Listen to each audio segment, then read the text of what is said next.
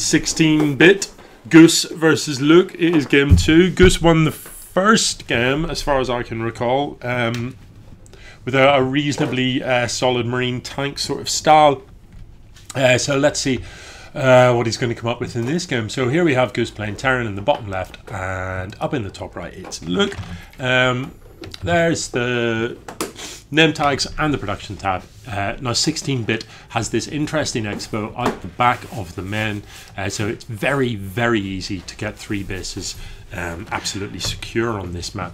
So it doesn't tend to be the sort of map where you see extreme cheese. It does tend to be more of a macro map, but you know, maybe that's the perfect map to cheese on, because no one will be expecting it. Who knows? Let's see where this worker is off to. It could just be a scout. Very early scout if it is, but you know, that's kind of okay. Obviously, playing against Terran, you know, normally there's not much to see with a really early scout, but when you're playing against Terran, the chances of actually getting into the Terran base are pretty low if you send the scout much later. And in fact, the wall is already there. So, Goose with the complete wall off, with 2 depots and the barracks at the top of the ramp.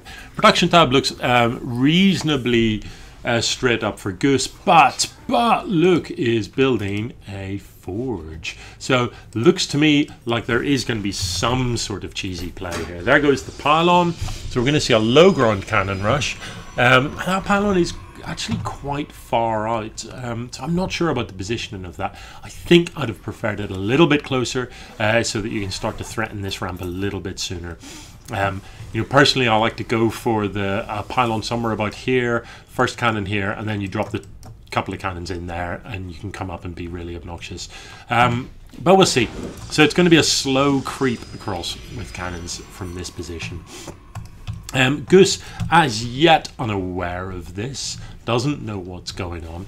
Protoss buildings are noisy, and sometimes that can be the thing that alerts you to a cannon rush. You actually hear the pylon of the cannon being warped in, because if it's right on the edge of your vision, you can hear it, which is interesting. Yeah, that noise. So look, expanding behind this, which is very sensible. You know, if you are going to cannon rush or something like that, don't tie up all your time with the cannon rush. Make sure that in addition to annoying your opponent with cannons, you're at home doing stuff, teching up as you normally would, macroing up as you normally would. So this marine's going to move out. He's going to see the cannon. He's going to get shot in the face by it. Marine dead, and Goose will at this point know exactly what's up. He knows that there is a cannon down here. Now, from his vision, he was able to see the pylon, so he knows that at present there's only 1 cannon, and that's not too bad. Oh, interesting. Don't know. Yeah, so maybe that was an error. He's gone for a reactor. There's a tech lab on this one already. No marines being built at present, and marines, you know, generally you need a fair old number of marines to deal with cannons. So as a response to this, I'd really quite like to see, there it is, look, there's the factory. I was just going to say, get a factory with a tech lab, because a siege tank just ends cannon play, doesn't it? It just outranges them, and it's just game over. So yeah, I think Goose is going to be okay. This is 16-bit. You've got the expand out the back. You're not really in a desperate hurry to get down here. And as a Terran, of course, you can build the command center here and fly it down at a later time. You know, so it's not like it even particularly delays you expanding into that area. So he can just kind of take his time until he's ready to bust out of this. So if you're the Protoss player, really you need to recognize that. You need to recognize that your opponent can get up a 2-base economy and could max out in supply without ever having to worry about these cannons. You know, you could have a 200 supply army in your base via medevacs and stuff, and these cannons could still be there. You know, the Terran could get a medevac to fly an SCV out to here and expand and all sorts.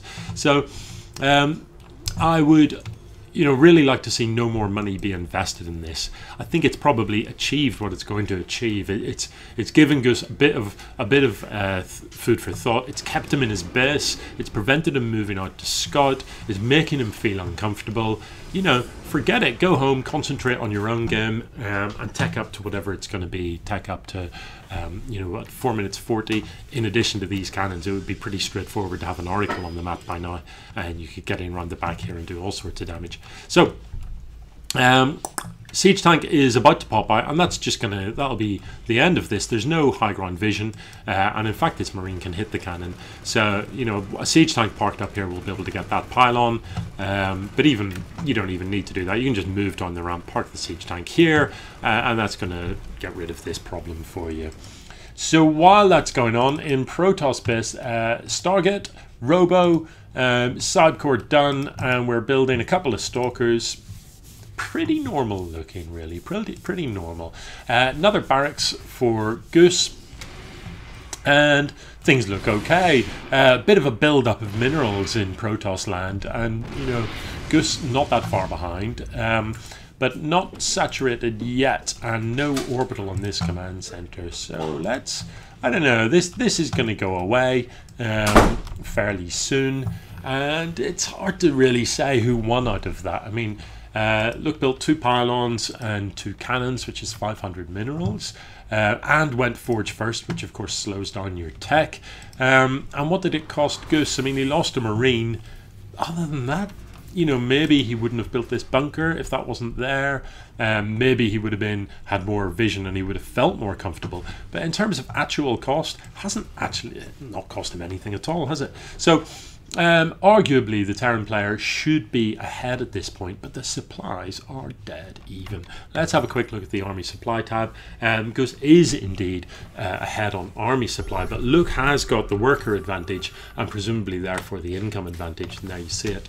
So it will not take very long for the Protoss to overtake the Terran in army supply, so long as he's got a production to match, and at present he doesn't. There's only one of everything. You know, there's one gateway, there's one robo, there's one Stargate. Commit to one of these things. You know, if it's going to be a big robo play, well, build another robo. You're always going to need more than one gateway. Even if you are going air, you end up with a huge mineral imbalance, so you need gateways to build zealots to get rid of that. If you're going robo, you need support from gateway units.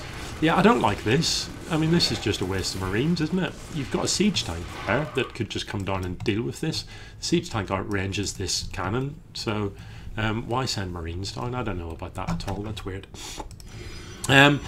Yeah, so what is building here? More robos. So it does look like it's going to be some sort of Colossus play. You can see the thermal lance being researched, and that is fine. Colossus in general, very, very good against Terran.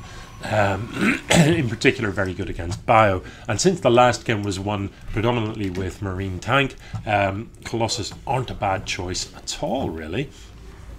So I don't know if Goose has got any vision yet of the Protoss men. He does. So he must have dropped a scan that I missed, and that scan, that's kind of weird, isn't it? He must have dropped 2 scans. So the side core is still a mess from previous scouting, and then this has shown up in a later scout. So he knows that there's a robo bay. If you see a robo bay, you know it's going to be Colossus when you're playing Terran against Protoss. What else is it going to be? So I'd love to see some Vikings being built, because you know, they are the Terran answer to Colossus. Colossus count as no, no. Please stop. Siege it up. Just pick this off. This cannon's already got 5 kills, and it should have. Well, okay, it got that first kill. I'll let him off with that one, but you know, it shouldn't. It should never have fired another shot. Anyway.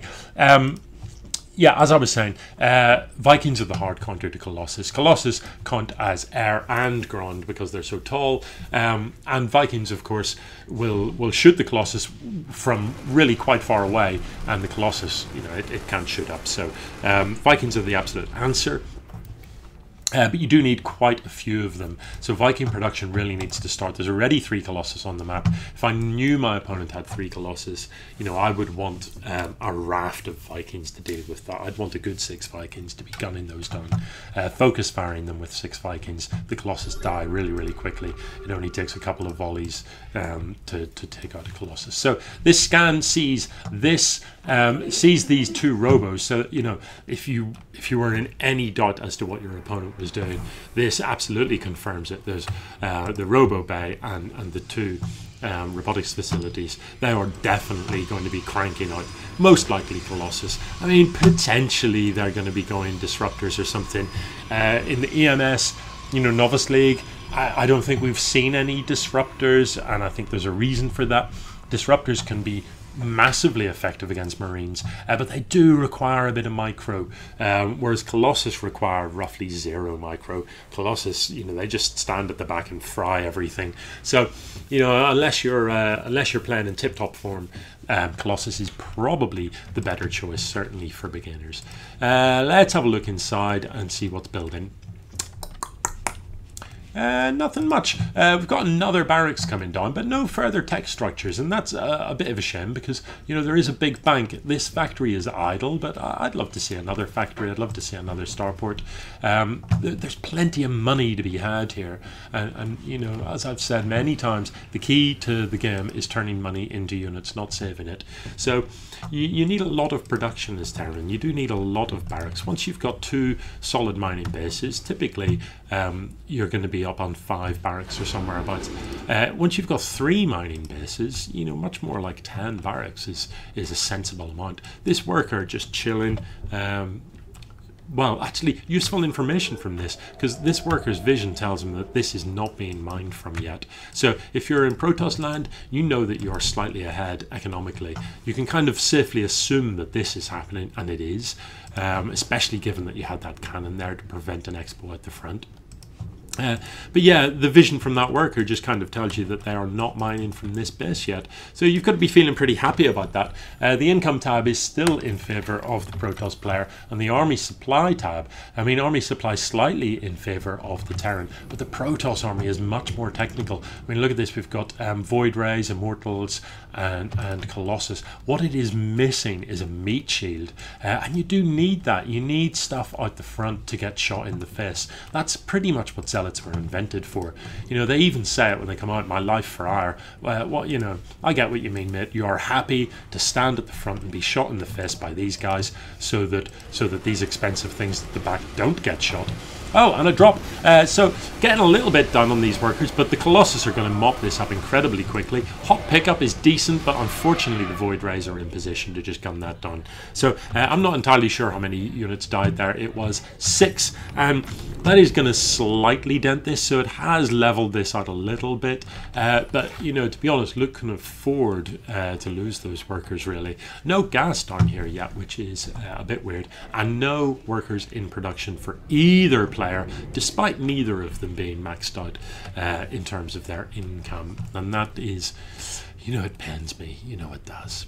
Okay, so an armory is going to be needed here for Goose so that he can get his Marines up to 2-2 and beyond. And when you've got this many siege tanks, you would want the armory anyway, wouldn't you, so that you can get some upgrades for those tanks.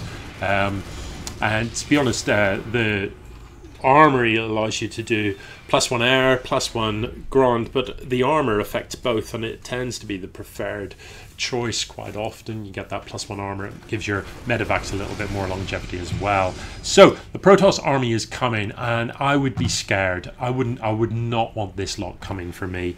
Let's zoom out so we can actually fit that lot in. That is a beast of an army, but no meat shield. Look at all that money. Imagine if you had 30 zealots out the front of this. That is like nothing takes that on and wins basically. But as is, I don't know, with some good snipes and some good siege tank positions, this is possible to hold. But I don't think that's what we're going to see. It's all wrong. The siege tanks are at the front, not at the back. The Marines, half of them aren't shooting. The ones that are shooting aren't even shooting the right thing. They're all dead. Oh, it's a massacre. Oh God. No, look at the charred remains of Marines still on the grounds. That was hideous to watch. So the army supplies were roughly even, but this is these are tier 3 units, and they were against tier 1 units. There weren't any Vikings in the end whatsoever. I don't know, did any Protoss units die in that engagement? Did they? I'm not sure. Yeah, I think they must have. Couple of stalkers. There were stalkers in there, were there? Yeah, the stalkers died, but that was pretty savage in the end, wasn't it? It was pretty savage. So The positioning was not good for the Terran. It wasn't good at all. You know, the siege tanks needed to be behind the Marines, sieged up. You need your Marines free so that you can micro them. They've got to be able. You've got to be able to hit that stim button, run forward, and snipe stuff, and then run back before the Colossus incinerates you. You know, so your Marines will take one hit from the Colossus, and then you can pull back and give the medevacs time to heal them back up. But if you stand still, you know, the second swipe from the Colossus will just incinerate them. They all die, as we saw. Okay, so I'm expecting a GG, but I'm not going to get one, am I? Because look, you know, I suppose, to be fair, you've got enough money to build an army. But no, the queues. Oh, the queues are painful, and not least because look, you've got 15 supply, and you can't even build this many because you're going to need supply depots and stuff. Yeah. Anyway, I suppose you don't have any workers to build new buildings. So what else are you going to do? Luke really needs to spread these units out. You know, you know that your opponent has got nothing left army-wise. All they've got left is a couple of buildings. So you don't need like 6 Colossus and however many Immortals or something to kill some buildings. What you need is like 1. So I'd like to see the units. Oh, here we go. I'd like to see them spread out in all directions. You know, just click in every mineral patch on the map. No, I won't bother shooting you. Just good day to you, and good day to you too. Hang on. was that a command? Yeah, I see, man. So Immortals make very short work of buildings. Make very short work of most stuff, to be honest. But look, they don't shoot up, do they? Luckily, you've got some Void Rays and stuff, so the Voids undoubtedly are on their way. The Golden Armada will see to this. This Colossus is going to discover these, and he's probably going to die because these Vikings... No, it's not. The Vikings are just going to be like... Hey, you stop that. Stop that. Seriously, stop it. Warned you. So the Colossus falls, and it just doesn't matter. Because this game should have ended already. Yeah, man. GG. Seriously, GG. There we go.